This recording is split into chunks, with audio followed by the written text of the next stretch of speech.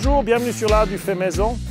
Aujourd'hui, j'ai décidé de faire une vidéo sur pas vraiment sur le poivron, mais sur le tabasco. Ça fait partie des poivrons, des piments de cette famille. On est devant un superbe plant qui est maintenant dans sa deuxième année, c'est-à-dire qu'il a hiverné, coupé pratiquement au niveau du sol l'année passée, et il est ressorti ce printemps. Les poivrons peuvent vivre, alors je ne l'ai jamais testé au-delà de 2 ans, ils peuvent vivre plusieurs années, pour autant qu'ils ne gèlent pas au sol, que le sol ne gèle pas, qu'il ne fasse pas trop froid dans l'endroit où il se situe. Ce tabasco, c'est un peu une plante un peu spéciale, parce qu'elle, par rapport aux autres poivrons ou bien aux paprikas que l'on cultive, elle nécessite un petit peu plus de temps pour croître et surtout pour se développer, elle a besoin de vraiment beaucoup de chaleur. Donc il est assez important, si vous aimeriez expérimenter le tabasco, que vous y mettiez très très tôt dans la saison, que vous le bichonniez beaucoup à l'intérieur de la maison, pratiquement au départ, dès janvier, essayez de faire sortir les premiers tabascos, parce qu'il va mettre plusieurs mois avant de commencer vraiment à se développer. Quand en mois de mai, vous pourrez l'installer à l'extérieur ou mieux encore dans une serre, c'est à ce moment-là qu'il va commencer à vraiment se développer et à devenir volumineux et donner des fruits. On voit qu'on se situe maintenant le 22 ou 20, ouais, je crois que c'est le 22 novembre, et il est encore rempli de fruits. J'ai déjà ramassé plusieurs fois et il donne. Je ne pense pas que j'arriverai. C'est soit l'humidité, le froid qui va le tuer, soit simplement le gel. Peut-être s'il va quand même geler dans ma serre un petit peu. Donc j'arriverai peut-être pas à récolter tous ces fruits. Donc l'idée, si vous êtes plus au nord que là au centre du Portugal, c'est de commencer très tôt, que vous ayez la possibilité au moins de faire 2, 3, 4 récoltes sur votre plant de tabasco, et puis le reste, ma foi, tant pis. Ou alors, faites comme moi, je faisais en Suisse, je cultivais dans le sol, mais j'en cultivais aussi en pot. J'avais fait une vidéo là-dessus, et les pots me permettaient tout à la fin de rentrer encore avant le gel, le piment à l'intérieur de la maison, le mettre devant une fenêtre pour permettre encore de faire une jolie récolte de ces piments tabasco. L'intérêt aussi de cette vidéo, ce n'est pas tellement la culture du poivron, du piment, mais c'est plus vous expliquer ce qu'on va pouvoir faire avec le tabasco, quel est son intérêt, pourquoi faire un test dans le jardin avec cette plante. Si vous êtes amoureux des goûts extraordinaires et que vous aimez par exemple le fameux produit dans l'industrie qui s'appelle tabasco, c'est vraiment un must d'essayer une fois de fermenter le fruit de cette plante. C'est quelque chose d'extraordinaire. J'avais fait une vidéo là-dessus et on aimerait faire une petite différence, une vidéo un peu différente, parce qu'on en a trouvé comment simplifier la méthode de fermentation. Les piments tabasco vont passer du vert, vont croître, vont arriver un peu dans la couleur, la teinte jaune, puis orange, et ils vont finir par être rouges. Et l'arbre sera rempli en fait de couleurs extraordinaires. C'est au moment où ils sont rouges qu'ils se ramassent, et c'est extrêmement simple parce que quand ils sont mûrs, les tabascos, ils s'enlèvent. On voit que celui-là n'est pas très mûr, mais il s'est enlevé quand même. Ils s'enlèvent tout simplement de leur fixation. C'est à ce moment-là, si vous essayez de récolter un orange, je vais pratiquement casser la tige. Je ne vais pas réussir à l'enlever facilement. Quand ils sont mûrs, ils viennent vraiment facilement de la plante et on peut les ramasser comme ça. Alors attention, ils sont forts. Ça fait quand même partie des piments assez forts. Peut-être si vous êtes sensible, ramassez avec des gants, mais voilà. La capsaïcine ne brûle pas, elle ne va pas vous brûler au soleil. C'est une substance qui, lorsqu'elle rentre en contact avec les muqueuses de la bouche, vous donne cette impression de brûlure, mais en aucun cas elle va endommager votre bouche et vous allez finir complètement brûlé. Mais ça ne fait rien, le cerveau il comprend que ça brûle et ça fait mal, tous ceux qui l'ont essayé le savent. Mais voilà, vous pouvez ramasser les tabascos comme ça. Je l'ai fait hier déjà sur ce tabasco. On va aller maintenant et transformer les petits fruits en quelque chose d'extraordinaire. Lorsque nous avions fait la première fois le tabasco avec les piments frais qu'on vient de ramasser, enfin ils sont de hier soir, nous avions haché ces tabascos et on avait rajouté le sel à l'intérieur de cette pâte.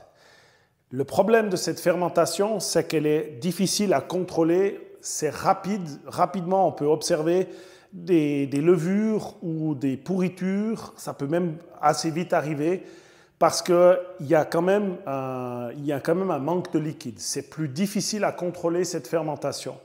Ce qui m'a amené à penser en fait à la faire comme celle que j'effectue pour les piments par exemple d'Espelette. Également, quelqu'un, au même moment où j'ai réfléchi à ça, quelqu'un dans un commentaire m'a demandé mais pourquoi on ne peut pas faire comme les autres fermentations avec de l'eau?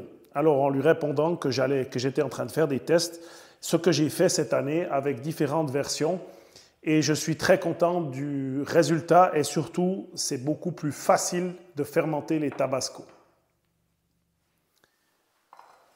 Donc dans cette version du tabasco, on va vraiment faire une saumure. On ne va rien hacher, on va mettre les tabascos ramassés directement, c'est propre parce que c'était sur la plante. On va mettre directement les tabascos comme ça, veillez qu'on ne met pas de chenille avec. C'est pour ça que je les ai mis sur le plan de travail. Comme ça, le chenille va rester sur le plan de travail. Je vais avoir besoin, pour couvrir ces tabascos, je pense, un demi-litre d'eau. Je vais mettre 3% de sel, ça veut dire 30 grammes par litre. Donc pour un demi-litre, 15 grammes. Je mets ça dans l'eau. Je dissous mon sel. On peut mettre moins de sel, plus de sel. Ce n'est pas vraiment important, il ne faudrait pas aller en dessous de 1%. Mais de toute manière, il va vous manquer du sel. Quand la fermentation sera faite, il va vous manquer du sel. Donc 3%, c'est rien du tout.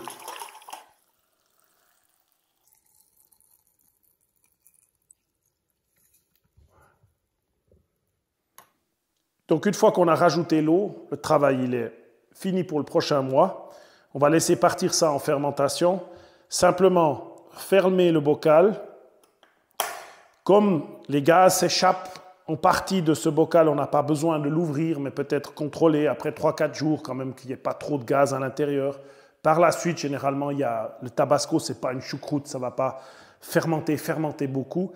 Mettre la date du jour où vous avez fait, donc le 22 du 11, fait le départ de fermentation et vous laissez ça un mois sans rien faire, ça va fermenter. Si vous avez déjà une fermentation qui a eu lieu, vous pouvez très bien mettre un tout petit peu de liquide dans celle-ci, ça va accélérer le départ de la fermentation. Mais bien évidemment, c'est comme le dilemme de la poule et de l'œuf, qui est venu en premier. Quand vous commencez la fermentation, vous n'avez rien du tout. Donc vous laissez faire la nature et ça va se passer très bien et aucun souci.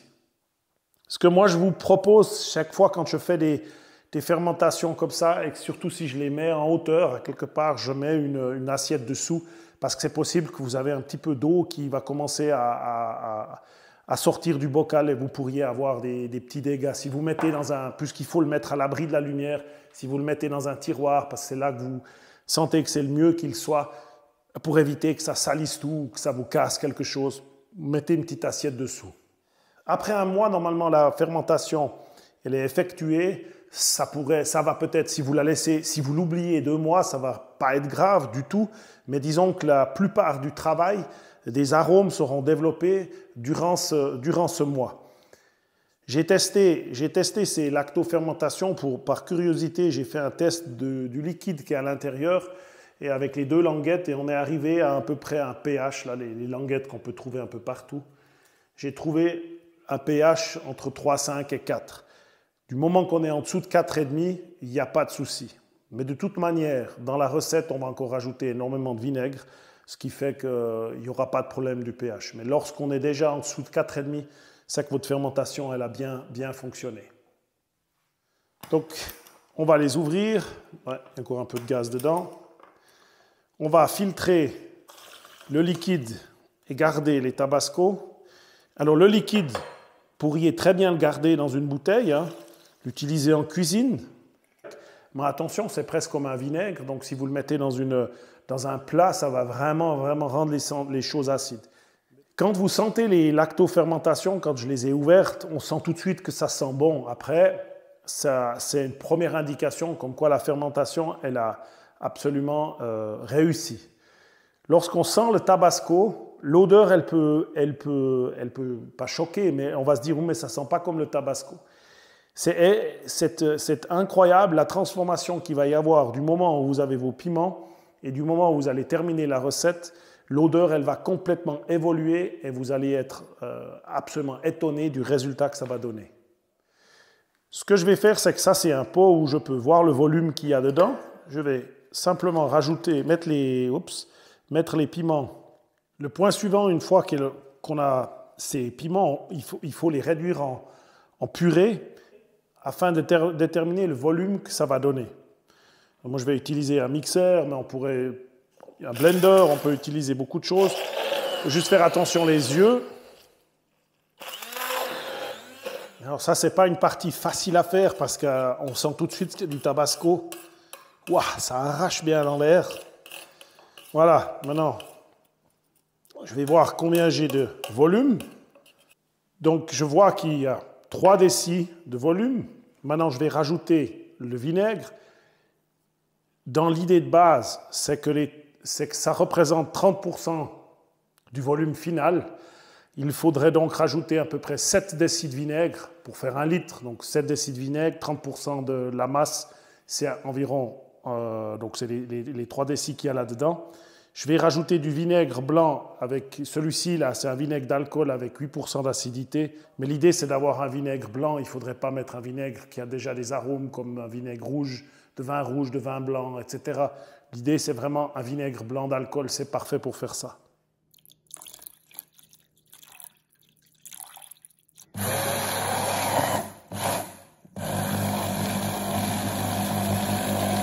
Maintenant, si on arrêtait là, après 2 minutes de mixage, au bout de quelques heures, on retrouverait en partie notre vinaigre un peu coloré et puis la masse de tabasco au fond du récipient.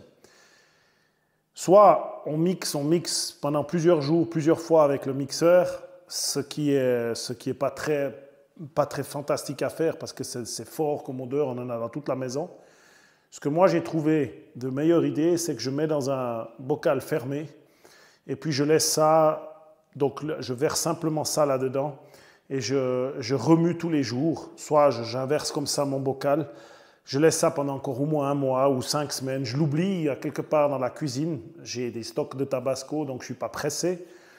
Mais voilà, en tout cas un bon mois, et puis je le remue de temps en temps.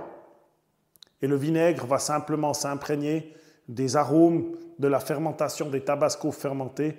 Après cette période, quand vous aurez le produit final, donc, qui est le tabasco, vous n'aurez plus cette séparation dans le bocal. Donc la nouvelle mixture va rester comme ça un bon mois. L'ancienne, on va la filtrer. Alors il faut prendre une passoire très fine, la plus fine possible. Et la grande différence de ce que je faisais par rapport aux années précédentes, c'est que le résultat du filtrage, il est double. Premièrement, le tabasco qui sera en dessous. Pas que ça déborde. Alors ça se filtre très gentiment, il faut être patient. Alors, pendant que ça commence à se filtrer, je vais vous expliquer. Le liquide qui sera dessous, la finalité, ça va être le tabasco.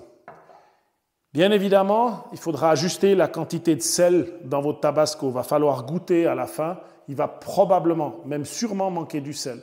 Donc, ayez quelqu'un qui aime le tabasco vraiment pour goûter, parce qu'il va falloir probablement ajuster le sel. N'oubliez pas que c'est une sauce qui est un tout petit peu plus salée que la normale. Le tabasco, c'est pas... vous faites comme vous voulez, mais il faut bien saler le tabasco. Ça va aussi développer les arômes. Le sel est un exhausteur de goût. Et puis, le restant de ce filtrage qu'on n'arrivera pas à voir aujourd'hui, parce que ça va prendre plus que la durée de la vidéo, on va sécher cette purée. Alors attention, là, ça commence à être agressif. On va sécher cette purée. C'est une sorte de purée qui va rester. Les graines, la pulpe, tout. On va, une fois sec, la réduire en poudre. Vous allez mettre du sel, à peu près, c'est selon votre goût, mais en gros, c'est à l'œil 50-50. C'est vraiment à vous de savoir comment vous allez faire. Et ça va vous donner quelque chose qui aromatise absolument tout. Il y a des fans. Alors personnellement pour moi, c'est plutôt mon estomac qui dit non, mais mon palais dirait oui. Mes enfants adorent ça, ils utilisent ça en grande quantité, ils adorent ce sel pour tout. On a aussi fait ça, puisqu'on fermente les piments d'Espelette, on a aussi fait ça avec les piments d'Espelette. C'est fantastique. Alors ça, c'est déjà plus pour moi. Et voilà, ça vous évite, en fait, ça fait un produit de plus qu'on peut utiliser de cette fermentation. Donc à part l'eau de fermentation, il n'y a rien qui est jeté. Et ça, c'est quelque chose à mettre de côté dans votre armoire à condiments. C'est exceptionnel de faire un sel avec ça. Et on va l'appeler le sel de Tabasco. Cette méthode pour faire le Tabasco, elle est nettement plus simple que l'autre. En conclusion, passer par l'eau, ça change vraiment tout le processus. C'est beaucoup plus simple. Et puis, le résultat final, c'est extraordinaire. La même chose qu'un Tabasco fait de l'autre technique. Et le petit plus, c'est ce sel, enfin. Vous gardez le produit, ça va prendre probablement plusieurs heures jusqu'à que j'arrive au bout. Ça ne va pas laisser beaucoup de purée, mais quand même, ça va être un plus pour vous, pour votre cuisine. J'espère que cette vidéo vous aura plu. Et puis d'ici là, je vous souhaite une bonne semaine et puis à tout bientôt. Au revoir.